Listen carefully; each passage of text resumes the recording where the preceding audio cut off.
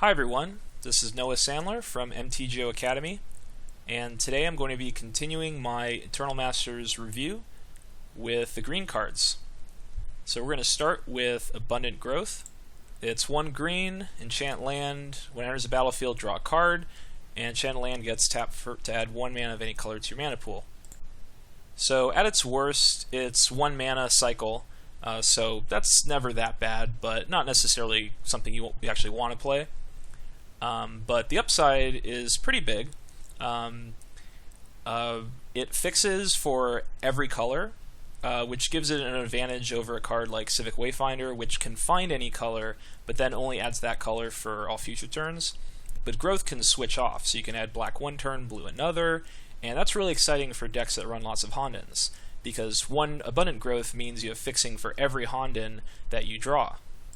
And having a few Abundant Growths means you can basically cast any spell. So you can start drafting the most powerful cards that you see in the draft, and then your deck can look kind of crazy, but the Growth can pull together. If you draw a Growth, you'll basically be able to cast anything. And so the card is definitely better than Gain Lands and decks that can cast it. And then also has a really nice place in Enchantress. If you have an Enchantress out, you draw 2 cards off the Growth, and it pumps Yavimaya Enchantress and Ancestral Mask. And frequently Enchantress decks run multiple colors, splash some Hondens, so it's a really good fit there. Even though I don't think that deck is actually a very good deck. But I'm a big fan of 4 and 5 color, just good stuff decks, and Growth is really good there. You're not necessarily going to run this in your average green creature deck if you're just 2 colors. You paying 1 mana to draw a card doesn't accomplish that much. If you think your mana is already good, then you'd rather just play a creature instead.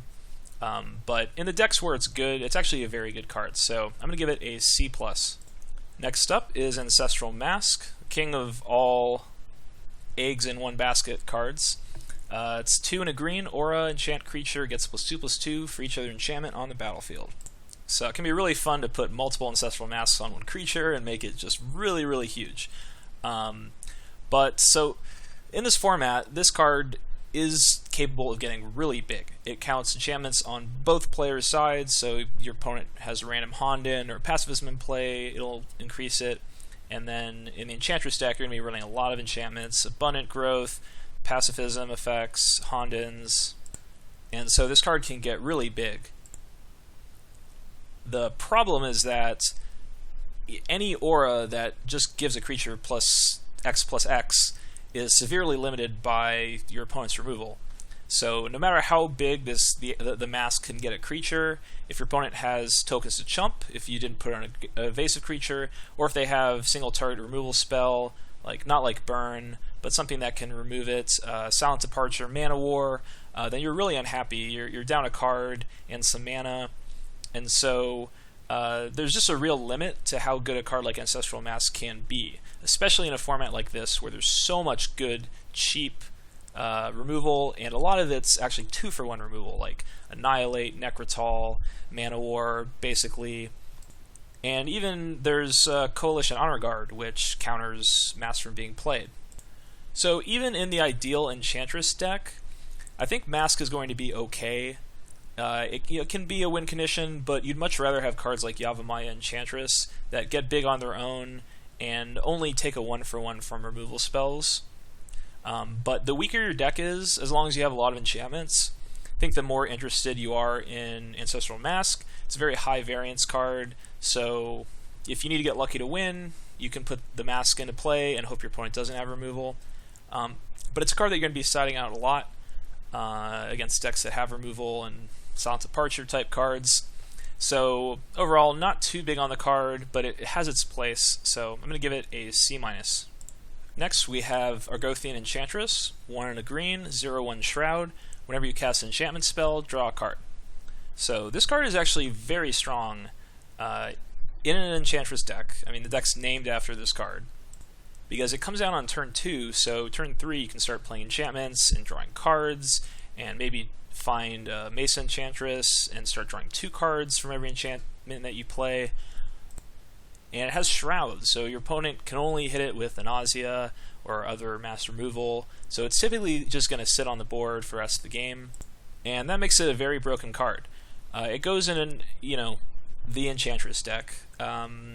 It's possible you end up in a deck that's not quite Enchantress, but you end up with enough Hondens and pacifisms. I guess that kind of becomes an Enchantress deck at that point. But maybe you could play it in a deck that doesn't have too many enchantments. Hard to say exactly how many you need, but most of the time you're going to be the enchantment deck, so you're going to end up with a ton. You're going to get the abundant growths, so you can draw 2 cards from them. So Enchantress is going to be great. I think the archetype isn't that great, but if you start with an Argothian Enchantress, I think that's the ideal card for the deck. I think you could make something good happen. So I'm going to give Enchantress a B+.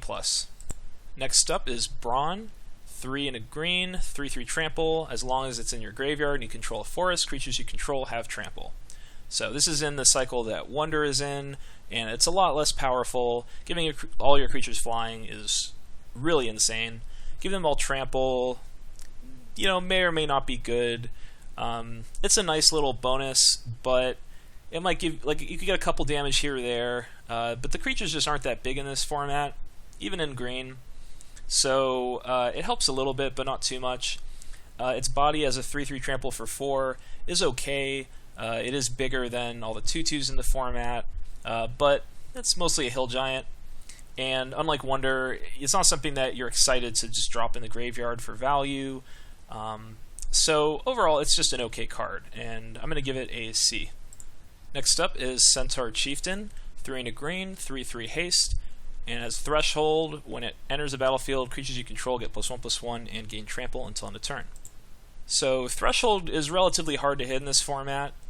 If you are the dedicated green-blue Threshold deck, and you have Commune with the Gods, then the Threshold cards are pretty powerful. But I feel like it's generally kind of difficult to make that work, and I think the cards are relatively weak on their own until you get Threshold. So if you're able to get Threshold on turn 4 or 5, then I think the deck works out really well.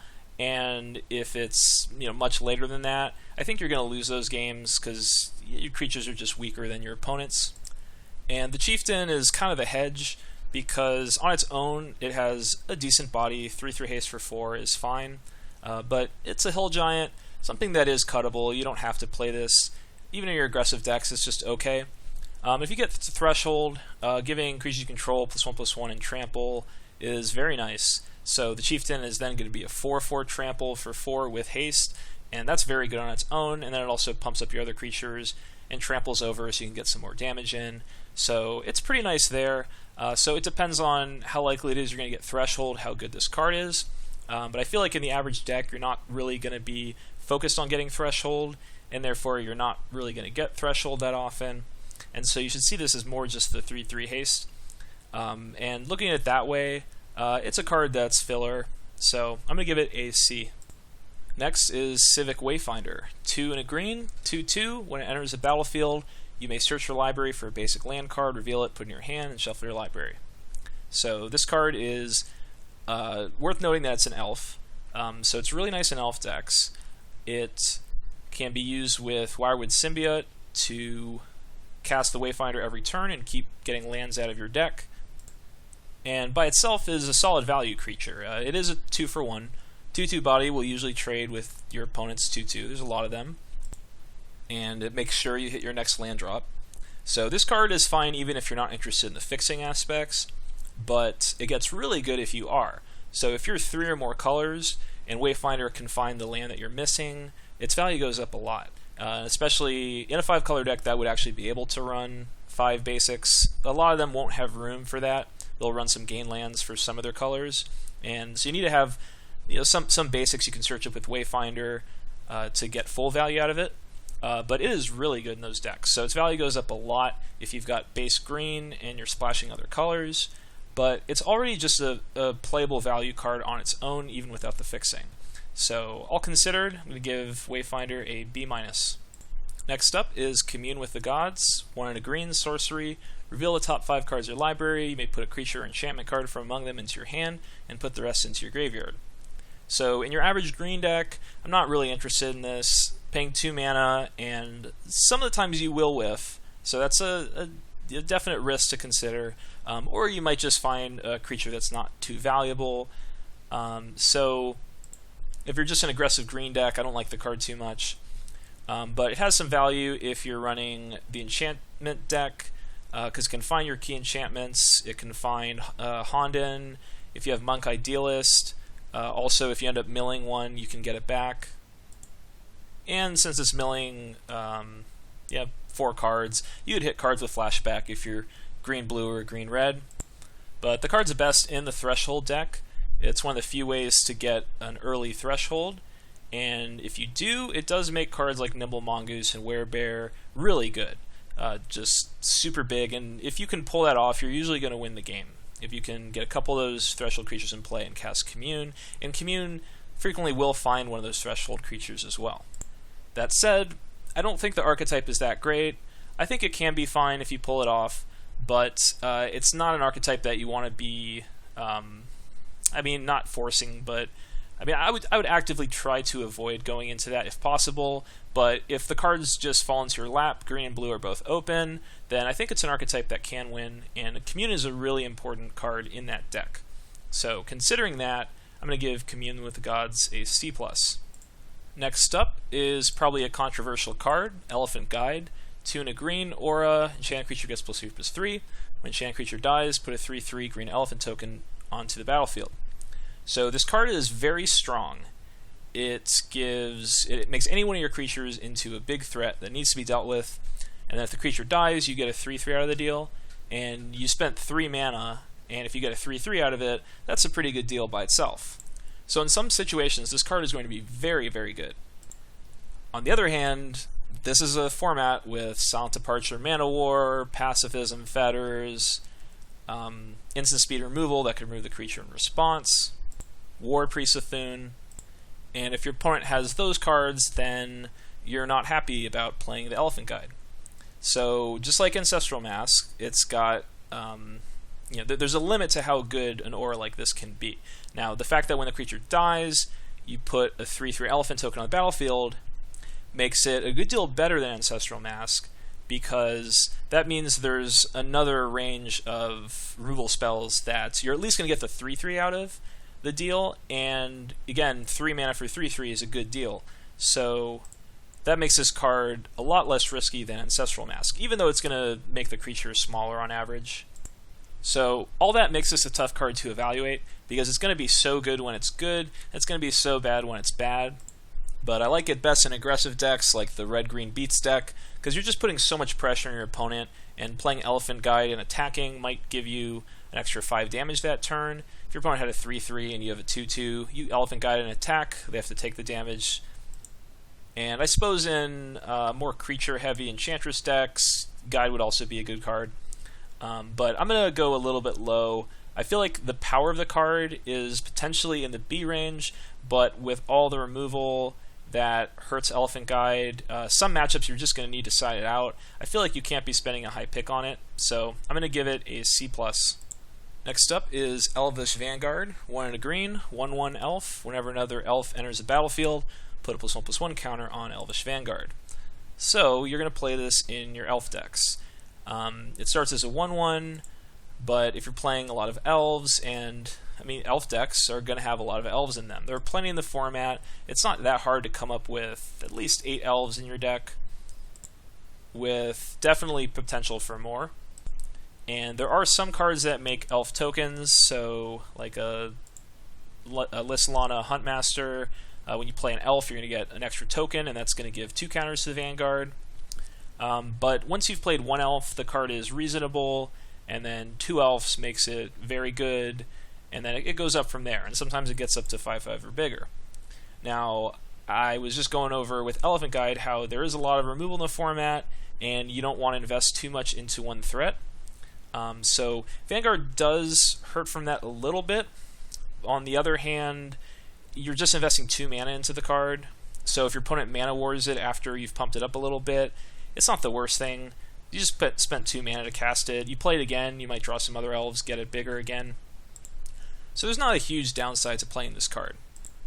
It's also worth noting that elf decks can frequently have trouble finding actual win conditions. because they'll sit there and grind out some value, but they really need the cards like Timberwatch Elf, Imperious Perfect, and Vanguard to actually finish games off. And Vanguard lets you finish games more quickly, so it's a really important card in that archetype.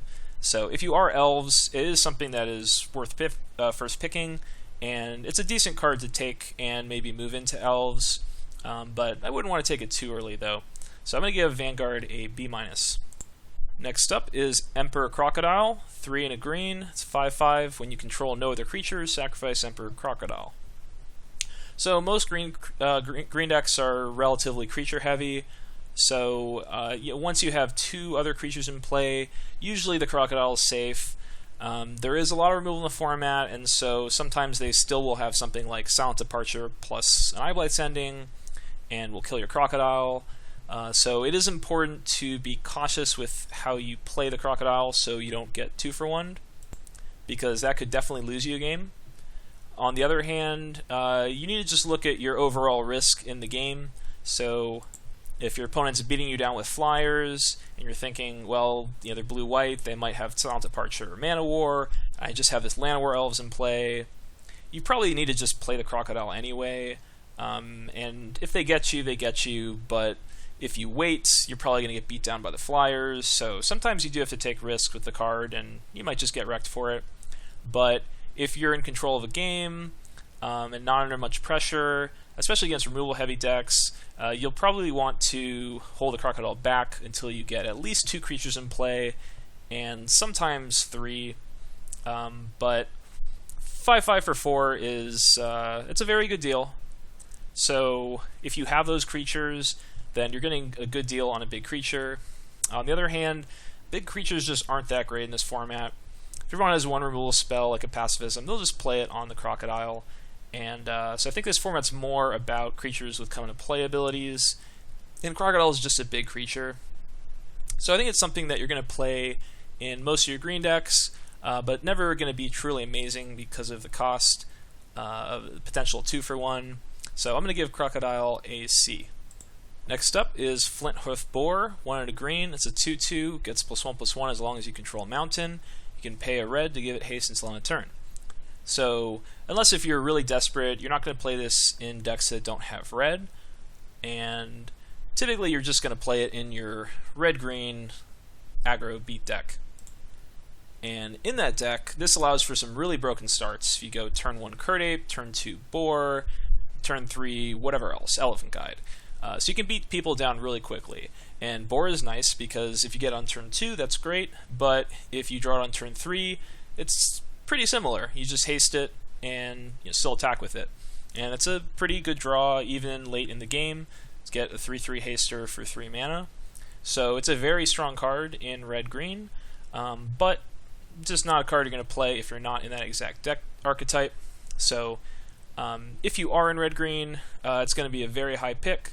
But typically, I'm going to just give it a B- because I think it's pretty unlikely that you actually end up red-green. So I wouldn't take it too high early in a draft. Next, we have Fog, 1 green instant, prevent all combat damage that would be dealt this turn. So Fog is card disadvantage by itself. So if you're just playing it to basically gain some life, that's usually not worth a card. So this isn't a card that you're going to play in your average deck.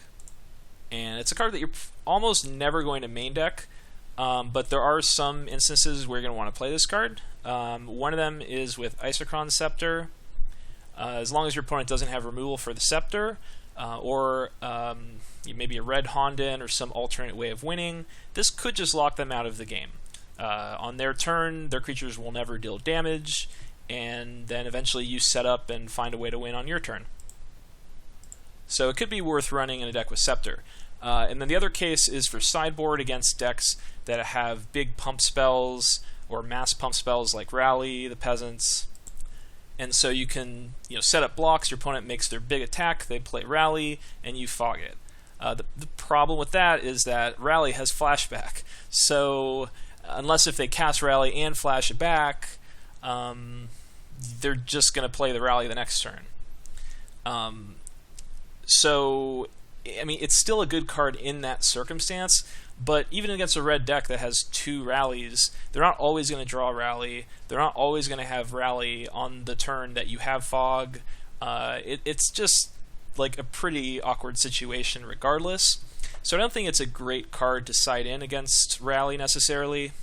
And the one thing I could think of is if you're like a green-red beats deck, and your opponent is blue-white flyers, and they're splashing for rally, because there you're more going to be racing back and forth. So even if they don't have rally, a fog to gain 5 to 7 life might let you swing back the next turn for the win. But it's just not that good. Like, it's a narrow application, and even in those situations where the game state might occur where fog is good, that doesn't mean that fog is going to be a good card to sideboard in. So I'm going to give fog a D. Next up is Gaea's Blessing. 1 and a green sorcery, target player shuffles up to 3 target cards from his or her graveyard into his or her library. Draw a card. When it's put in your graveyard from your library, shuffle your graveyard into your library.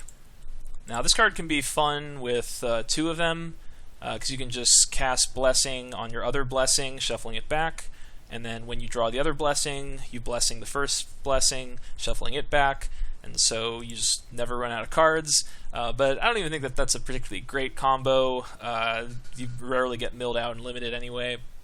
But there are some uses for the card. First of all, it's probably not something you want to run your average deck, because 2 mana to draw a card it cycles, but that's not super exciting for green. And shuffling back cards from your graveyard, if you shuffle back good cards from your graveyard, it does give some extra value to your deck going forward, but only if the game's going to go long. So if you're an aggressive deck, you just want the game to end quickly, and you're only going to get a couple turns after you play Blessing maybe before you'd hopefully end the game. And so the adding extra quality to your deck isn't going to help too much, because you only have a couple draws to actually take advantage of that extra quality. If you're playing a really grindy deck, like a 5-color control deck with a ton of removal and a few really big threats, maybe a Maelstrom Wanderer, then Blessing actually could have a pretty nice role, where you just get back like 3 of your bombs and you just keep grinding out the game, and eventually you're going to draw those really powerful cards again. And the last application is as like a graveyard hate card, in which case it's not that good, but I think it's okay against Burning Vengeance. So you make your opponents shuffle back a few flashback cards into their deck, and you draw a card. Like, that's okay, but I'm still not that excited about that. They maybe will draw those flashback cards again and get 2 uses out of them.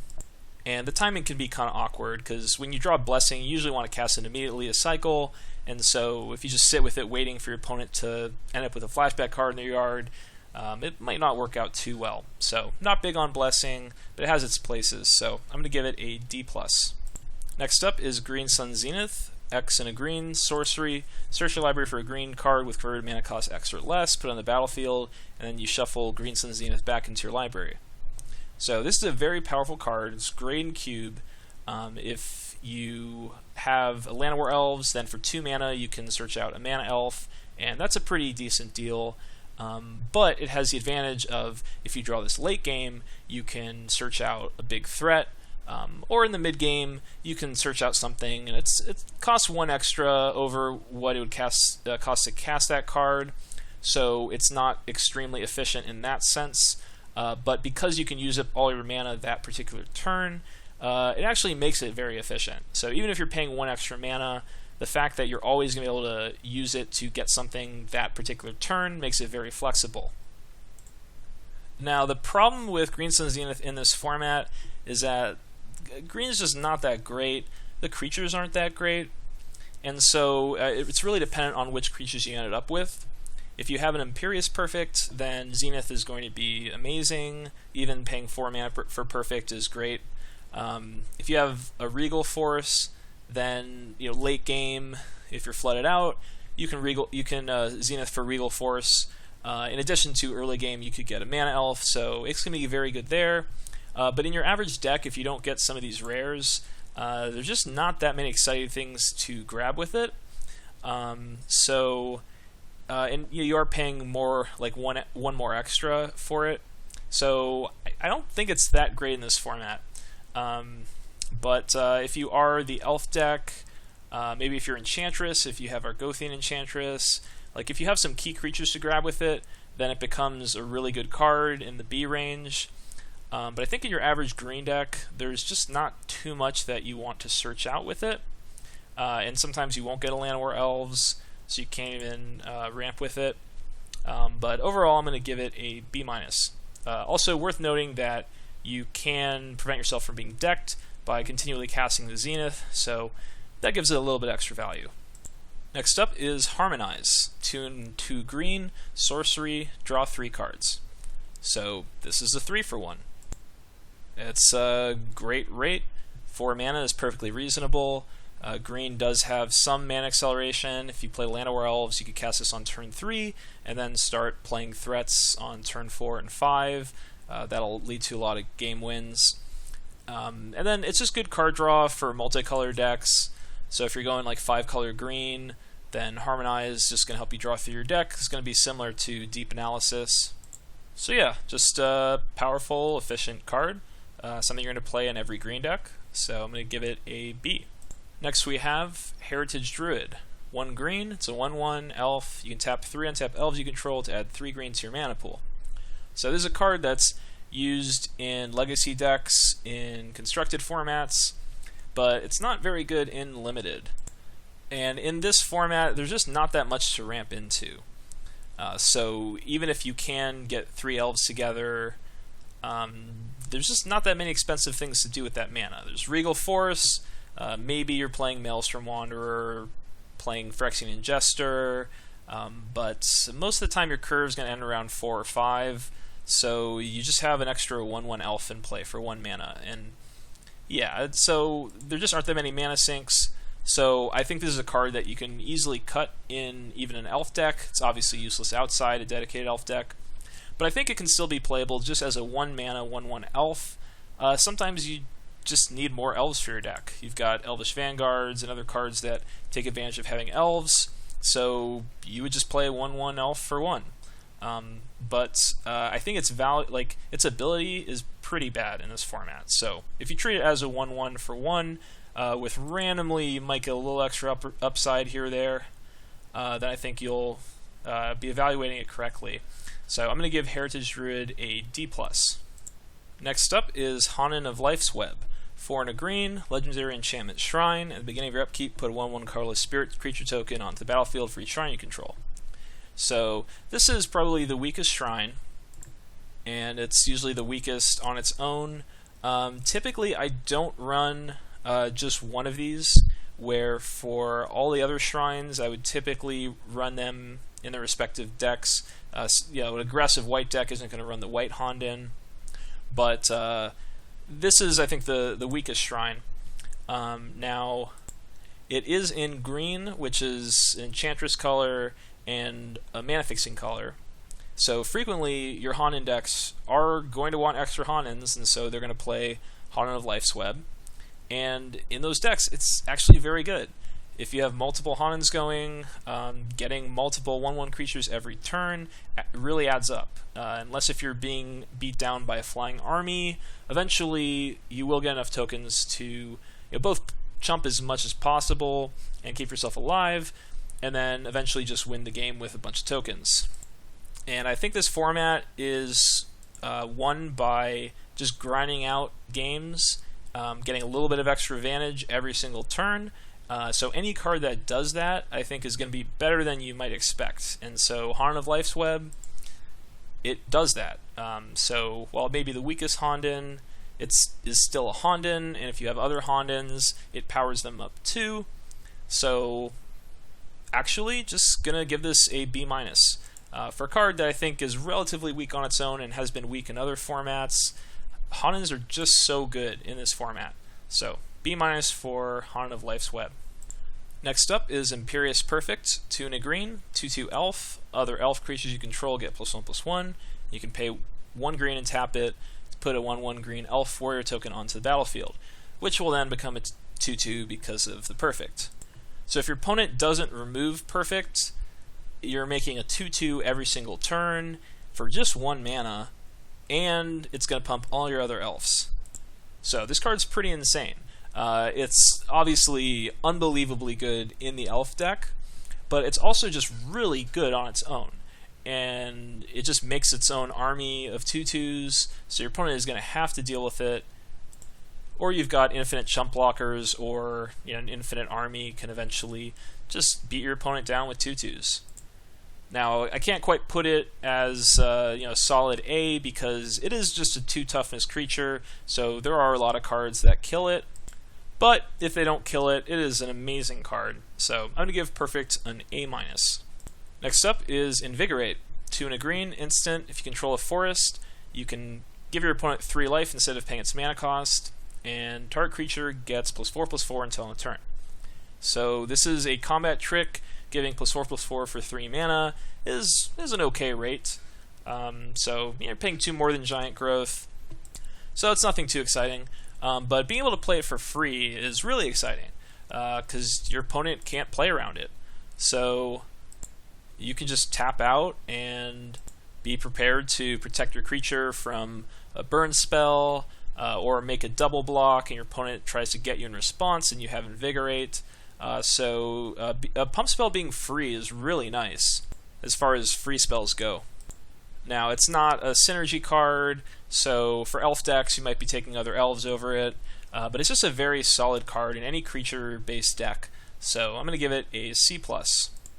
Also, try to remember, if you're playing against a green opponent, if they tap out for something and then attack their 2/2 into your 3/3 or something like that, just remember that this is a card, because it's one of those cards that this is the only card they could have to make a certain attack. You might want to put them on it and play accordingly. Llanowar Elves. 1 green, 1/1 elf. Tap it to add a green mana to your mana pool. So, yeah, amazing card. It helps you ramp starting turn 1. So turn 2, you can play a 3-drop, followed by a 4-drop on turn 3. So it provides some really explosive starts, and can wear enchantments later in the game, like Rancor, Elephant Guide. But it's also an elf in a format that, being an elf, really matters. There's a lot of Elves Matters cards. So you're taking a card that's already just very solid by itself, and then getting extra abilities, extra bonuses from it with Timberwatch Elf, Lys Alana Huntmaster, gets pumped by Perfect, pumps up Elvish Vanguard. So it has a lot of utility beyond just ramping you, which is already very good at that. So great card in this format, probably the best green common, and I'm going to give it a B. Next up, Lys Alana Huntmaster. 2 and 2 green, 3/3 elf. Whenever you cast an elf spell, you may put a 1/1 green elf warrior token onto the battlefield. So this is one of the key cards in the elf deck. It's obviously not something you're going to play if you have no other elves. It's just sort of hard to cast Hill Giant. But once you have a few other elf cards, if you can get 1/1 out of it, you're already pretty happy. But usually this is going to see play in heavy elf decks, maybe with multiple Huntmasters. You can start making multiple elves per trigger. But it's also really nice with Elvish Vanguard, Timberwatch Elf. There aren't that many ways to put multiple elves into play, and this is one of the few ones, and it really turns on some of the other elf cards. Lys Alana, Scarblade. So this is just one of the key cards if you're an elf deck, and it's going to be a really high pick in that case. And it's also a card you could take and go into the elves, though I think elf decks usually win with the more powerful uncommon and rare cards. But if you get enough of these, you can just get enough 1/1s to actually win the game by itself. So yeah, really solid card for elves, and not really good elsewhere. I'm going to give it a B. Next is Natural Order. 2 and 2 green, sorcery. As initial cost to cast Natural Order, sacrifice a green creature. Search your library for a green creature card and put it onto the battlefield, then shuffle your library. So this is a ridiculously powerful card in other formats, in Cube. So let's look at it here. Really, it's like, what is the best thing that we can get with it? There's Maelstrom Wanderer, which you don't get the cascades from it, but it is still a 7/5 that gives all your creatures haste. So that's a really nice target. And also Regal Force, so you get a 5/5 and and draw a few cards from it. There's also Sylvos for just a big fatty, though yeah, maybe they have a bounce spell and you'll have to wait a while to cast it. And then there's some of the specific elf cards, Timberwatch Elf, Imperious Perfect. Those aren't quite good enough to want to search for, since you're spending 2 cards to get them. I could maybe see Imperious Perfect in a really heavy elf deck with a lot of elf tokens, because it's just that good. But basically, you're going to need one of the rare or mythic cards to search for in order to play this. And if you'd already drawn one, then it might be a relatively dead card. And if your opponent's playing a lot of removal, then you're still spending 2 cards to get out 1 creature. If they remove that creature, then you're not happy. So it's not a card that you should be picking highly to actually play in your deck. But once you have one of the key cards, I think it's a reasonable pickup. But generally, it's going to be pretty weak. So I'm going to give it a D+. Next, we have Nature's Claim. 1 green, instant, destroy target enchantment or artifact. Its controller gains 4 life. Now, giving your opponent 4 life is actually pretty significant. So if you're an aggressive deck like red-green beats, to side this card in, you need to be sure that there are some enchantments that if you don't deal with, you're going to lose the game. And there are some of those in this format. Glare Subdual, Goblin Trenches, and Burning Vengeance. So it could be okay in an aggro deck if you see some really broken enchantments that you have to hit. Or also against the Honden decks, because killing 1 Honden makes a very big impact against those decks. But outside of green creature decks, I think it's important to have enchantment and artifact removal, or at least enchantment removal, available on a splash. And there's so many gain lands in the format, so if you're a blue-black deck, I think it's worth picking up a few green duels, a few white duels, and Seal of Cleansing or Nature's Claim. And then if you face a Honden deck or an Enchantress deck, you can side them in, because they can be a very powerful splash sideboard card. But I don't think this is a card that you're ever main decking. But yeah, it's pretty important in this format to be able to deal with enchantments. So I'm going to give Nature's Claim a C-. Next up is Nimble Mongoose, 1 green, 1/1 with Shroud, and Threshold. It gets +2/+2 as long as 7 or more cards are in your graveyard. So if you have Threshold, it's a 3/3 Shroud, which is really nice. If you don't, it's a 1/1 Shroud, which is really terrible. So you're only going to want to play this in Threshold decks. Since it has Shroud, you can't actually pump it up with auras or pump spells, so it really needs to get Threshold to be valuable. So I talked about Commune with the Gods earlier, that I don't think the Threshold deck is very good. It definitely can come together, and Nimble Mongoose is going to be an important card if it does, but just doesn't have much value elsewhere, and it is a good card in the Threshold deck. So I'm going to give Mongoose a C. Next up is Rancor. 1 green, aura, enchant creature. Enchanted creature gets +2/+0 and has trample. When Rancor is put into a graveyard from the battlefield, return it to owner's hand. So +2/+0 and trample for an aura is pretty good. I mean, really, let's just start. This card is good because it returns your hand after it dies. So it wouldn't be playable otherwise. But +2/+0 and trample is actually a really nice thing to put on a card with that ability, because it not giving toughness doesn't really matter, since you're getting the Rancor back and you cast it on a different creature. But getting the extra power and trample really does matter, because it turns every one of your creatures into a threat that your opponent has to deal with. Even just a 1/1 being a 3/1 trample. Again, there's a lot of 2/2s in the format. Your opponent has to block with their 2/2. They take trample damage, and then you cast Rancor on your other card, and you trade it. And so you just keep trading up with Rancor. You keep getting more damage in, and unless if your opponent can throw Pacifism on the creature that you enchant, or have a removal spell in response to when you cast the Rancor, it's just going to keep going, and it gives you a big chance of winning games from just all the excess damage that it gives you. It's nice in Enchantress decks because it's a recastable enchantment, but it's just best in a red-green beats deck that just give your already medium-sized creatures a nice boost to their power and trample. Makes a big difference. So it is a very valuable card, so you want to cast it when your opponent is tapped out.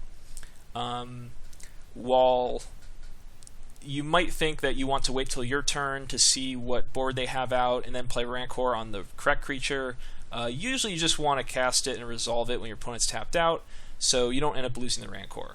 Because if they use removal afterwards, then you get the Rancor back, and it wasn't a real big deal. So Rancor, really great card. I'm going to give it a B+. Next up is Regal Force, 4 and 3 green. It's a 5/5. When it enters battlefield, draw a card for each green creature you control. So you have to be heavy green to play this card, but if you are, you're probably going to have lots of green creatures. So for 7 mana, this can frequently draw 3 or 4 cards, and it draws a card for itself as well, so it's already going to cantrip. And so it's just a very strong card for a green deck. There aren't that many things to ramp into, so it's not really fighting for space with anything else. And green decks might have some ramp available. So all around strong card, and I'm going to give it a B+. Next card is Roar the Wurm, 6 and a green sorcery. Put a 6/6 green worm creature token onto the battlefield, and flashback for 3 and a green. So playing it normally, 7 mana for a 6/6, and then afterwards you can pay 4 for a 6/6. That's going to be really nice in grindy matchups. It just gives you 2 6/6s that your opponent will have to deal with.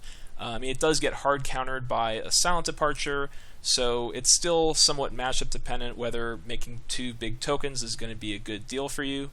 But it can be a nice thing in grindy matchups. If you are just an aggressive deck, while it is nice to get a couple 6/6s, you're not expecting to get up to 7 mana, so this is a card, if you're in red-green beats, that you might just cut, since you want the game to end before you can play a 7-drop. But this card can also be abused for its flashback cost, so if you just discard or mill Roar the Wurm, you can just flash it back for 4 mana. So with Merfolk Looter, you can set up a turn 4 6/6. And that's quite strong. Then again, one bounce spell removes it, so it's not worth too much effort to get this card going. It can also be nice in a Burning Vengeance deck on a splash. Mostly good just for grindy matchups, giving you 2 6/6s. So I'm going to give the card a B-. Next card is Roots, 3 and a green, Aura, enchant creature without flying, and it taps the enchanted creature. An enchanted creature doesn't untap during its controller's untap step. So it neutralizes a non-flying creature as long as it stays in play. So removal, green usually doesn't get very good removal, and this isn't very good removal, but it can do the trick. So I think it's playable in any green deck, but it's also a card that's reasonable to cut. There are blue-white flyers decks that just don't run ground creatures, and this is 4 mana for sorcery speed removal, so it's just never too exciting, but sometimes you just need to have answers, and this gives you one, so I'm going to give Roots a C. Next up, we have Seal of Strength, 1 green enchantment. Sacrifice Seal of Strength, target creature gets +3/+3 until end of turn. So this is a giant growth effect that has the benefit of being flexible, in that you can drop it whenever you have a spare mana, and it has the downside of taking away the surprise factor of giant growth. So it can be annoying for giant growth to have to leave up green mana every time you think you might need to use it. And sometimes that means you can't cast a 5-drop on turn 5 and protect it with your growth. Where Seal of Strength, you're going to be able to play the seal maybe turn 1 and have it active even after you tap out. So that's a nice advantage. The downside is that your opponent knows that you have Seal of Strength, so there's no surprise factor. And that can have some subtle effects on play, such as your opponent having to chump block if they're at 3 life because they know you have Seal, where with Giant Growth, they might just take the damage and die to the Giant Growth. But I think the biggest impact is in that Giant Growth can get 2-for-1s, where Seal of Strength is almost never going to get a 2-for-1. For example, your opponent blocks 2 medium-sized creatures on your big creature, Giant Growth would get a 2-for-1. If your opponent blocks a small creature on your big creature and they play Pump Spell or a Burn Spell, then Giant Growth is getting a 2-for-1. And if you have Seal of Strength out, they're never going to make that play, and so you're never really getting 2-for-1s with the card. So overall, I think it makes it worse than Giant Growth. And lastly, this format is about a bunch of 2/2s smashing into each other that have come into play effects. So a lot of times Seal is just going to save your 2/2. So while you would be trading one card for a card, it'd be much better if instead you just played another 2/2 with a come into play ability and then traded that off instead. So you'd still trade for your opponent's 2/2, but you'd get an additional effect. So overall, Seal Strength is a card that I'm going to try to not play in my green decks, though if you have to run it, it's serviceable, and it can get you a 1-for-1 a decent amount of time, which is about all you can ask for from your 23rd card. And next card, Sentinel Spider, 3 and 2 green. It's a 4/4 with Vigilance and Reach. So the stats on this card are decent. 4/4 for 5 is not too exciting, but it's bigger than pretty much anything else. And Vigilance and Reach are pretty nice abilities. I think the key application of this card is against the blue-white flying decks that green can have a lot of trouble with, and this just shuts down all their flyers. It can get Silent Departure or Pacified, but it's still something you want to have access to in case if they don't have those cards, it's going to shut down their offense for good. And it also attacks pretty well. So I think it's a card that you're reasonably happy to have in any green deck, though I think it is cuttable if you're trying to go a bit higher synergy, if you want to fit more elves into your elf deck.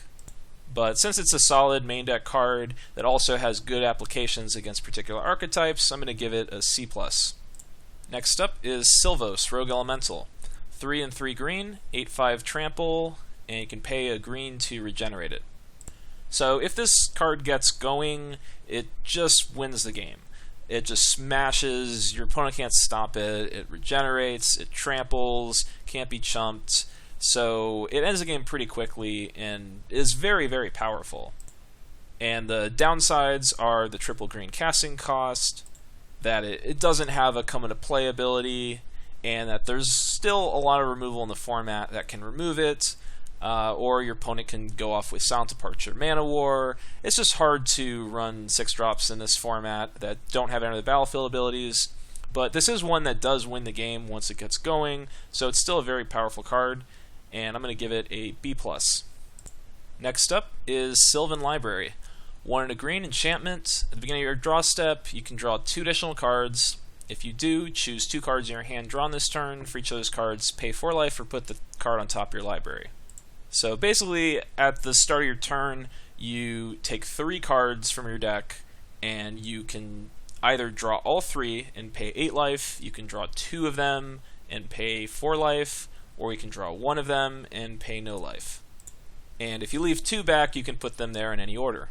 So what does that all mean, and how good is that? Well, it means if it's early in the game, you can actually just pay 8 life and draw 2 cards, 2 additional cards. And while that's a much more painful rate than Night's Whisper, it also lets you look an additional 2 cards deeper on the next turn. So for each card that you pay life for, you're not only getting an extra card in your hand, but you're able to look a little bit deeper on the following turn. So if you're looking for a particular card, Sylvan Library helps you get to that card pretty quickly. It's also, just like Brainstorm and Jace and Mind Sculptor, it's great with shuffle effects. So if there's 2 weak cards on top, you take 1, you cycle your Twist Abomination, you get a shuffle, and then you see 3 new cards next turn. I think the main mistake people make with this card is not being aggressive enough with it, because drawing that extra card means you're going to see a card extra on each future turn. It's usually better to lean towards being more aggressive with your draws than being more passive, because if on your first turn you should have drawn 1 extra card, that's going to haunt you for every turn for the rest of the game. So if you ever feel like you're going to be able to pay more life for the card, you want to be paying early. And going to 12 is definitely taking a lot of damage, but this is matchup dependent, of course. If you're facing the red-white tokens deck, you play it, you get to see a little deeper in your deck every turn. It's kind of like Sensei's Divining Top, but you're probably not going to pay life because they're going to deal so much damage to your face. But if you're in a grindy matchup, decks can take a long time to actually win games. So paying 8 life and just getting that much deeper into your deck is actually a pretty good thing. So it's just a very solid card. Any green deck's going to be happy to play it. Also an enchantment for Enchantress decks, so I'm going to give it a B+. Next we have Sylvan Might, 1 and a green instant. Target creature gets +2/+2 and gains trample until end of turn. You can flash it back for 2 and 2 green. So this is a decent pump spell. The first cast, +2/+2 and trample, is a little below par. There's Predator's Strike was +3/+3 for trample for that mana, and that was a good card. But Sylvan Might also has flashback, which allows you to actually get a 2-for-1 out of it, or even a 3-for-1. As I said, with Seal of Strength, instant speed giant growth effects can get 2-for-1s by themselves. So the fact that this is flashback, well, you're not actually going to get 2-for-1s, because once you have flashback available, your opponent's going to know about it. The first time you use it, it is possible to get a 2-for-1. And then follow it up with the extra cast, you can get a 1-for-1. The card also enables you to get a lot of damage at your opponent's face. 2 instances of +2/+2, I mean that's 4 extra damage by itself, and then 2 instances of trample could give you an extra 3 damage each. So this card potentially could give a lot of damage to your opponent's face, and that makes it good in green beat decks. So red-green beats. I think also the green-blue threshold deck, since this does have flashback and you'll want to be self-milling a bit, I think it's good there as well. And it is playable in elves, though I don't always make room for it. You just want to get as many elves in as possible, and then the elves are kind of small, so +2/+2 and trample isn't a great effect. But overall, very solid combat trick, and I'm going to give it a C+. Next up is Thornweald Archer, 1 and a green, 2/1 elf with reach and death touch. So 2/1 reach, death touch. Reach on a 2/1 is a little strange, but once you see that as death touch, this means it can take out a Serra Angel, and so whatever your opponent's biggest threat that's attacking, this card can take it out. It's also just a 2-drop elf, has 2 power, it attacks well, and elf decks are trying to get to that critical mass of elves, so it's very nice there. Downside is just the 1 toughness. There are a decent number of ping effects in the format, but usually you're going to trade this off for something decent, and your opponent will probably have to use a removal spell on it at least. So very solid card, and something that's pretty important for elf decks to pick up, and green decks tend to have some problems with flying creatures, so it shores up that weakness as well. So I'm going to give it a B-. Next up is Timberwatch Elf. 2 and a green, 1/2 elf. Tap it, target creature gets +X/X until end of turn, where X is the number of elves on the battlefield. So one thing to note is this includes all elves on the battlefield, so if your opponent has any elves, this will benefit from them. This card was actually one of the best limited commons of all time. It's been rarity shifted up to uncommon for good reason. It's very oppressive when it's in play. It's pretty easy to get lots of elves in play, and this will be giving +3/+3, +4/+4, or even more if you have Lys Alana Huntmaster or Imperious Perfect. You can get a ton of elves in play, and it's also great with Wirewood Symbiote, because you can not only protect the Timberwatch Elf the first turn you play it when it has Summoning Sickness, which that's when if your opponent plays a Timberwatch Elf, you want to kill it immediately, but Symbiote could return it to protect it. But then once it untaps, you can use Symbiote to get multiple uses out of the Timberwatch. So you can use it on offense and defense. So it plays really well on defense, your opponent can't make profitable attacks, and then on offense, you can just send a bunch of creatures in, and whichever they block, you can use Timberwatch on it, and it ends up dealing a lot of damage really quickly. So it's one of the main reasons to want to be elves in this format. So I'm going to give Timberwatch Elf a B+. Our next card is Werebear. 1 and a green, it's 1/1 human bear druid, so not an elf. Tap it for a green, and has threshold, gets +3/+3. And it used to have one of the best flavor texts of all time. He exercises his right to bear arms. And unfortunately, they changed it to become is to understand. Not as good. But how good is this card in EMA? So on turn 2 you play it, and it can ramp you to 4 mana on turn 3. So it's like a Llanowar Elves, but not as explosive. You can't be dropping 3 drops early. But with Threshold, it becomes a 4/4, so if the game goes really late, it actually becomes a threat, where Llanowar Elves tends to lose its value as the game goes on. So this card is decent in average green decks, especially ones with good 4 drops, good 5 drops. This isn't a format where ramp is particularly great, because a lot of the value is just in 3 and 4 drops, but this card is decent filler in average green decks. In the blue-green Threshold deck, it becomes very good. If you have Commune with the Gods and you're able to get Threshold pretty regularly by turn 5 or 6, then this is a 2-mana 4/4 that also gave you some mana that made it easier to get your Threshold going, to get more creatures into play, so it's a really good card in that archetype. But I feel like it's kind of rare that you're going to be in that archetype, so it's not a card I would pick up early, and I'm going to give it a C+. Next we have Wirewood Symbiote. 1 green, it's a 1/1 insect, so it's not an elf itself. You can return an elf you control to its owner's hand to untap target creature. You can use that once each turn. So worth noting that returning the elf to your hand is a cost, so your opponent can't respond to it by removing the elf. So this card will consistently protect your elves from removal at least once per turn, and it also untaps a creature. The creature it untaps doesn't have to be an elf, so if you're lucky enough to have a Visara, you can use that multiple times a turn. So there are some creatures with activated abilities that you like to use multiple times a turn, but there's also some elves like Timberwatch Elf, Imperious Perfect that go really well with Symbiote, and it's just a really nice card for elf decks to be able to cast more elves. So Elvish Vanguard and Lys Alana Huntmaster both want you to have a lot of elves being cast, and Symbiote gives you a never-ending supply of that. It also works great with Civic Wayfinder, so you can search for land and then use Symbiote to keep returning it, keep searching for lands, and keep untapping one of your creatures. By itself, it's a 1/1 for 1, so if you don't have any elves, you're not going to play the card. But most green decks have some elves. It's also insane with Bloodbraid Elf, you can keep recasting that. But it's just such a key card for the elf deck to give it protection from removal, and also to abuse some of its key cards a little better. So I'm going to give Symbiote a B-. Next up is Xantid Swarm.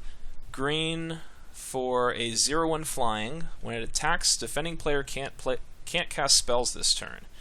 Yeah, I mean, this is constructed card for combo decks. It has no application in limited, doesn't deal damage, stopping your opponent from casting spells on your turn. There are some counter spells, but they'd have to have a ton of counter spells if you want to waste a whole card just to fight them, because you're starting them off with a 2-for-1. So this is a card I'm never going to play, and I give it an F. And lastly, we have Yavimaya Enchantress, 2 and a green. It's a 2/2, notably not an elf, and it gets +1/+1 for each enchantment on the battlefield, and that includes your opponent's enchantments as well. So this card can be decent even if you don't have too many enchantments. If you have a few, your opponents will frequently have that, maybe one in play. And then if they happen to be a Honden deck or an Enchantress deck, then this can be large without you having to do any work for it. But it's a card I usually cut from the main deck in my average green deck, but it's mostly there for the Enchantress deck, in which it's a really nice threat. So you have Abundant Growths, Pacifisms, Hondens, any of the enchantments that you play that sit in play. Enchantress becomes 5/5, 6/6 relatively easily for just 3 mana, and your opponent's going to have to deal with them. If you have multiples, it's hard to deal with multiple 5/5 creatures. So it's a great threat for those decks. Those decks tend to go off with Enchantress, draw a bunch of cards, but they need to have a way to finish the game, and they don't want to have to rely on cards like Ancestral Mask or Armadillo Cloak that can be 2-for-1, so Enchantress is a more reliable method of finishing the game for those decks. So not a card that you have to take early, but once you're in that archetype, it's going to be one of the best cards in your deck. So I'm going to give it a B-. So that wraps up green, and I think it's safe to say that green is the worst color in Eternal Masters. I think that some of its archetypes are just not well positioned against the rest of the format, like the green-white auras deck. It's just not good against all these Silent Departures and Mana Wars, Pacifisms, all these cards going around. So while if you draft a deck like that, you might have a decent matchup, and maybe you can make it to the finals and win a draft, but you also have some very bad matchups. So no matter how good your deck is, if you face a bad matchup, you're going to get crushed. And other archetypes in the formats aren't so easily countered. And Enchantress is the same way. If your opponent has Seal of Cleansings and they hit your key enchantments, it could cause a lot of trouble for you. The blue-green Threshold deck is I don't think it's that powerful, and it's such an all-in strategy. It's hard to move in from that deck to something else if it ends up not being open. And there's just not too many cards that allow you to fill your graveyard easily. And the red-green Beats deck, I think, depends on how many Bloodbraid Elves you get. It's pretty one-dimensional, and with a good draw, you can definitely win. But if your draw is weak, you end up with just a bunch of creatures. And most decks in the format have a lot of removal and ways to deal with random creatures. And then, if you don't beat your opponent quickly, they'll have better engines for the late game, and it's going to become impossible to win later on. So I don't like red-green too much. So that leaves two archetypes that I think are actually good with green. I think Elves is a good deck. If you go with black, you get to play some extra Elves, but you can also splash other colors for various powerful cards. But I think that deck is also still a bit reliant on certain cards like Timberwatch to actually be very powerful, and it can still have trouble with lots of removal. So that leaves the last deck being like 4 or 5 color green. And I've had a lot of success with those archetypes in this format. And those decks don't even actually have to be green. We're about to move into my Gold Artifact and Lands review, and I'll talk a bit more about this. But I think you going 4 or 5 colors is a very reasonable thing in this format. There's a lot of fixing, and if you are green, it does enable some extra fixing in Abundant Growth and Civic Wayfinder. Though one of the problems with green being in that deck is that most of the rest of green doesn't fit too well with like a very powerful control archetype. There's so many cards dedicated to elves or creature battle, so it's not even like the best color to fit into that 4 or 5 color mold, but you can play green for some fixing, and that might enable you to play more colors more easily. And so it's a decent color to start a Honden deck with, and there's a lot of value to being 4 or 5 colors, because in the draft you can basically make a good pick every pick for the entire draft, like a pick that's going to make your deck, because you're either going to take a gain land or a powerful spell. And since you have access to 4 or 5 colors, pretty much every pack you can take the most powerful card from it, or you could take a gain land that is going to work in your deck. So while you do have to spend a lot of picks on fixing that other decks don't have to spend, you're also going to make a lot more out of every pack that you get, because you're going to be taking the most powerful card out of a lot of these packs. And the green mana fixing can help you do that. So that's it for green. I'll be back to wrap things up with gold, artifacts, and lands. So I hope you enjoyed watching this, and I will see you next time.